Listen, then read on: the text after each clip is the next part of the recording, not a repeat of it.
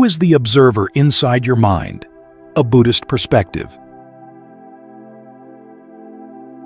Try something with me right now. Close your eyes for just a moment and ask yourself, who's here? Did you notice what happened?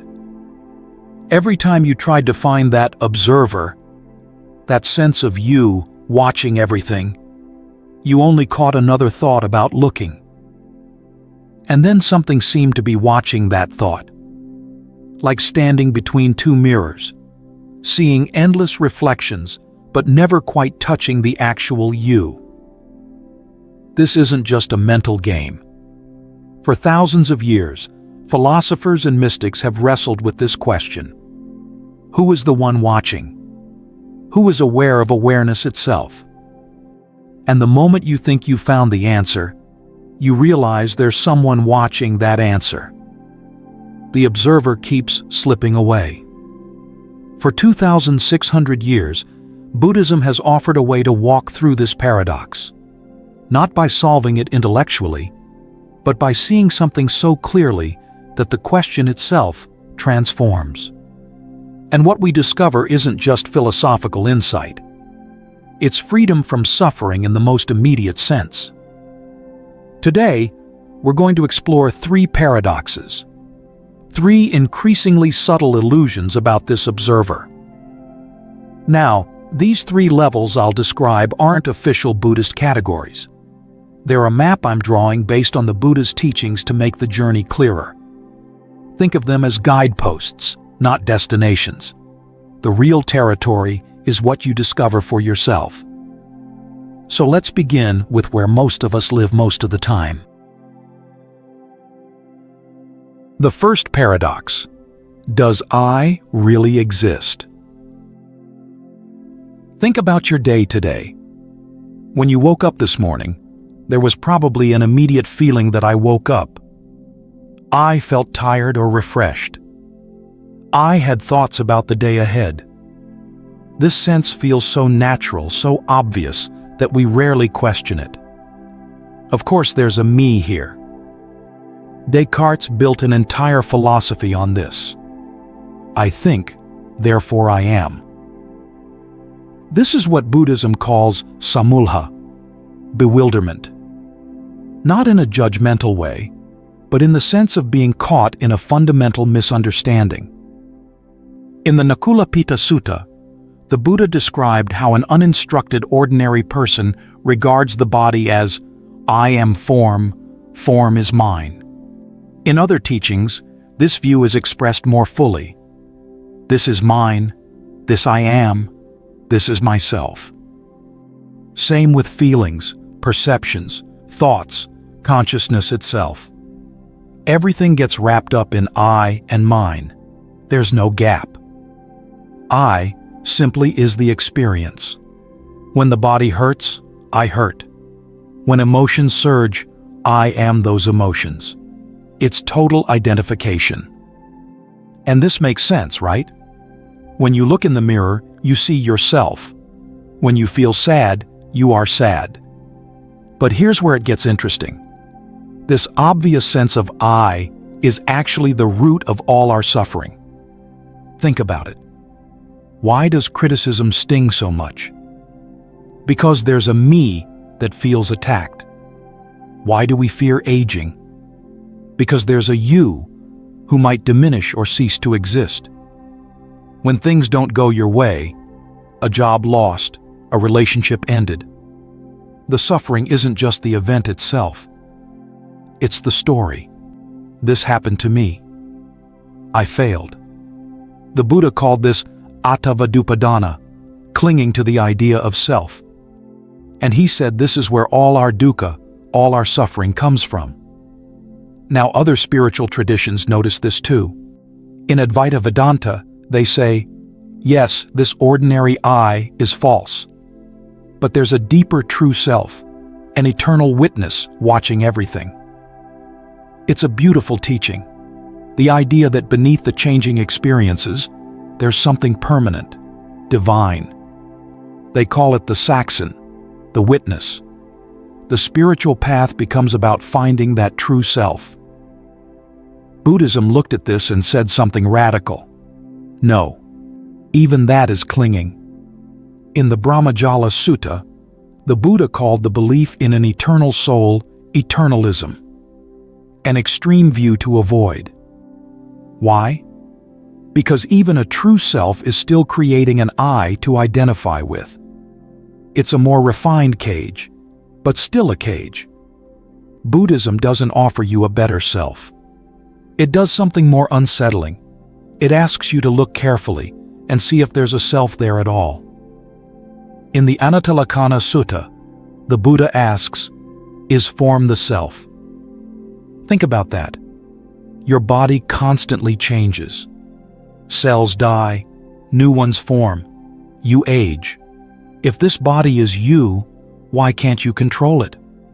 Why can't you say, "Don't age, don't get sick"? You can't. The body follows causes and conditions. Then he asks about feelings. They come and go. You can't just decide to be happy. Thoughts? They arise and pass. None of them are permanent. None fully under your control. So the Buddha says, see them as they actually are. This is not mine. This I am not. This is not myself. And here's where the first paradox appears. When you start to see that the body isn't you, feelings aren't you, thoughts aren't you, a question naturally arises. Well then, who's noticing? Who's seeing that these things aren't me? There still seems to be someone there, doesn't there? Some I that's separate from the content. At this level, the observer is total identification with experience. There's no gap between the one who sees and what's seen. I simply is the body, the feelings, the thoughts. This identification is the root of suffering. But that question, who's noticing, leads us somewhere deeper. The second paradox. Is the observer even a someone? When you first begin meditating or really paying attention to your inner life, something remarkable happens. You start to notice a gap. You might be sitting there, and sadness comes up. But instead of just being sad, you suddenly notice, oh, there's sadness here. Not, I am sad, but sadness is present. Can you feel the difference? In that moment, there's a you, and there's the sadness. There's space. Or you're having a thought, and mid-thought you realize, I'm thinking. You're not lost in it anymore. You're watching it. This is what meditation teachers call mindfulness. Psychologists call it metacognition. And it can feel like waking up from a dream. For the first time, you are not your experiences.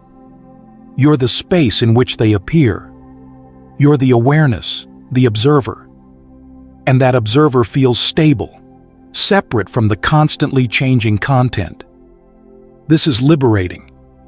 Because if you're not your anxious thoughts, anxiety doesn't overwhelm you. If you're not your anger, it can arise and pass without consuming you. You're like the sky, and experiences are just weather. Modern psychology has caught up to this. CBT and ACT are built on this idea. And it's life-changing for most people. The ability to step back from your thoughts and emotions, to not be identified with every passing state, this reduces suffering in real, measurable ways. But here's where Buddhism doesn't stop. There's a subtle trap. You now have a new I, a better, more spiritual I, but still an I. The I who observes, the I who meditates. This observer self feels real, stable. And Buddhism says, look closer. Look at this observer too. This is where one of the most profound teachings comes in, the Bahiya Sutta. Bahiya was a dedicated ascetic who thought he'd reached awakening. But a deity appeared and said, "You're not awakened. You're not even on the path." Shaken, Bahiya found the Buddha during alms round and begged for teaching. The Buddha initially refused, not the right time. But Bahiya insisted, "We don't know what might happen to either of us. Please, teach me now." So the Buddha stopped and gave one of the most direct teachings ever recorded. In the seen, there should be just the seen. In the heard, just the heard. In the sensed, just the sensed. In the cognized, just the cognized. When for you, in the seen, there is just the seen, then you will not be here, not be there, not be in between. This is the end of suffering. According to the text, Bahiya understood immediately. Complete awakening, right there. Now what does "in the seen, just the seen" mean? Usually, we think there are three things: me, the seer, the seeing, and the object. Subject, verb, object. But look very carefully right now at anything in front of you. Where is the you who's seeing? Can you find it? What you'll actually notice is just seeing happening. Light hits the object, reflects, enters the eye, triggers neurons, awareness arises. It's a flow of causes and conditions. But where's the seer? The separate you standing apart. You can't find it, because it's not there. There's no one seeing, just the seeing. No one hearing, just the hearing. In the seen, just the seen. This breaks down the subject-object structure completely. There's no subject here looking at an object there. Just this moment of experience happening. No one doing it. No one having it. The Buddha then says, "You will not be here, not be there, not be in between. Not here. No subject inside. Not there. No I in the object. Not in between. No I in the relationship. The I doesn't exist anywhere. Not destroyed, but never there as a thing in the first place." Interestingly, modern neuroscience has bumped into this. Thomas Metzinger concluded, "The self isn't an entity, it's a model the brain constructs." Varela and Thompson propose consciousness is a self-organizing process without a center. There's no boss in your head, just processes organizing themselves. Brain imaging shows that in deep meditation, the default mode network, active when we think about me, quiets down significantly. People report the sense of I fades or disappears, but awareness remains, sometimes even clearer. Ancient contemplation and modern science pointing the same direction. The observer isn't a someone. It's just the process of observing. As Bahiya's teaching shows, in the seen, just the seen. No separate entity doing the seeing. The illusion of a central I has broken down. Just experience arising moment to moment, with no one behind it. But once you've seen there's no observer, what do you do with that? The third paradox. If there's no I, who's trying to get free? Here we are. You've stepped back from identifying with body, emotions, thoughts. You found the observer. Then you looked for that observer and couldn't find it. Just the process of observation happening. And this profound realization creates one final paradox, the subtlest one. Because what happens next? Once you've seen there's no permanent I, you might think, okay, I need to really get this. I need to maintain this realization. I need to abide in no self. But wait, who's trying to maintain it? Who wants to get it? There's still someone there, isn't there? Someone trying to achieve no self. Someone trying to become enlightened. And that's the final trap. You can't achieve no self. Every effort to become no self reinforces that there's a self trying. Let me tell you what the Buddha never said. He never said, try to have no self. He never said, get rid of your ego. What he said was simpler. See clearly. In the Mahapunama Sutta, there's a beautiful description of how liberation actually happens. When someone sees form, feeling, perception, mental formations, and consciousness as they actually are, impermanent, unsatisfactory, not self, something natural happens. They become disenchanted. Not depressed, but disenchanted. Through disenchantment, passion fades naturally, not through force, but naturally. Through the fading of passion, there's liberation, not achieved, but released into. It's gentle, natural, no one doing it, just seeing clearly, and consequences unfolding by themselves. Here's an analogy. Imagine holding a hot stone thinking it's a precious gem. You're clutching it despite pain because you believe it's valuable. What needs to happen for you to let go? You need to see clearly it's burning you. The moment you really see that, the hand opens by itself. No decision, no effort. The letting go is a natural consequence of clear seeing. This is how liberation works. You see so clearly there never was a self, that clinging to self creates suffering, and the clinging naturally releases. Not because you force yourself to let go, but because there's nothing to hold and no one to hold it. The paradox doesn't get solved, it gets dissolved. The question, who's trying to be free, doesn't get answered. It vanishes. You see, the question itself was the last echo of illusion. When the search finally exhausts itself, what's left? Everything. Life itself. But without constant contraction around me. In the suttas, someone liberated is described as not thinking, I'm better, not I'm equal, not I'm worse than others. Not from humility, but because there's literally no I there to compare. Life continues. Body has sensations, emotions arise, thoughts emerge, but it's all just weather passing through.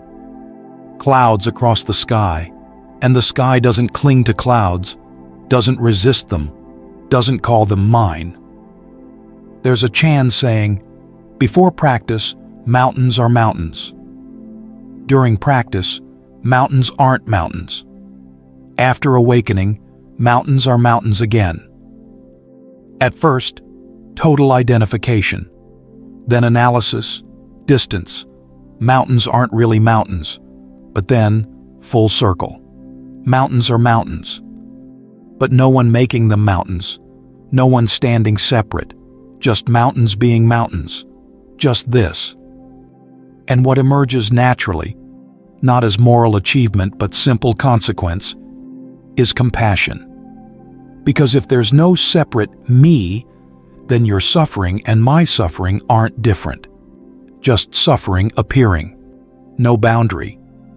When someone hurts, it's just hurt happening. The natural response is to address it, ease it if possible.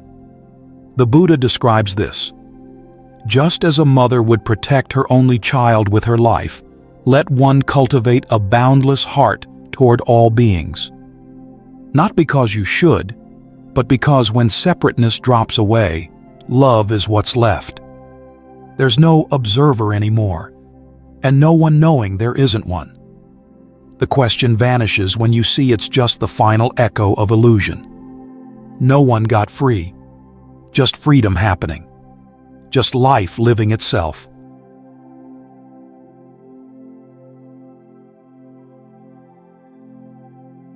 In the Dhammapada, the Buddha describes his awakening. Through countless births I wandered, seeking but not finding the builder of this house. House builder, you are seen. You will not build again. All your rafters broken, the ridgepole destroyed. My mind has reached the unconditioned. Achieved is the end of craving. The house builder, according to the traditional commentaries, this is tanha, craving itself. It's craving that continuously constructs this sense of I, this somebody who needs things a certain way. When you see it clearly, it stops building. Not because you make it stop, but because the game is up. Now let me be honest about something important. What we've explored today isn't just intellectual understanding you get from listening to a talk. The Buddha himself practiced for countless lifetimes, developing wisdom and clarity. In his final life, he sat under the Bodhi tree and refused to get up until he saw through the deepest layers of illusion. So when we talk about seeing clearly, we're not saying it's easy or instant. Seeing clearly requires practice. It requires cultivation. This is why the Buddha taught meditation, not as a goal itself, but as training ground. When you sit quietly, watch your breath. Notice thoughts arising and passing. Observe how suffering comes into being moment by moment. You're learning to see what's actually happening underneath all the stories. Think of learning an instrument. Someone can explain music to you, but until you pick it up and practice, day after day, slowly developing sensitivity and skill, you won't actually embody it. It's the same here. Understanding intellectually gives you direction, but the actual seeing, the actual transformation, comes through practice. And here's what's beautiful. You don't have to wait until you're enlightened to benefit. Every time you notice you're lost in thought and come back, that's freedom, right there. Every time you see anger arising and recognize, this is just anger, not me, that's liberation in that moment. The path is gradual for most of us. Some things we see clearly early on. Other layers take time. That's okay. That's human. So yes, sit when you can. Meditate. Pay attention to your actual experience. Notice how suffering arises when you cling to I and mine. Notice the peace when that clinging releases, even temporarily. Not as another achievement for the ego, but as genuine investigation into your own experience. The Buddha didn't promise instant awakening. He promised a path.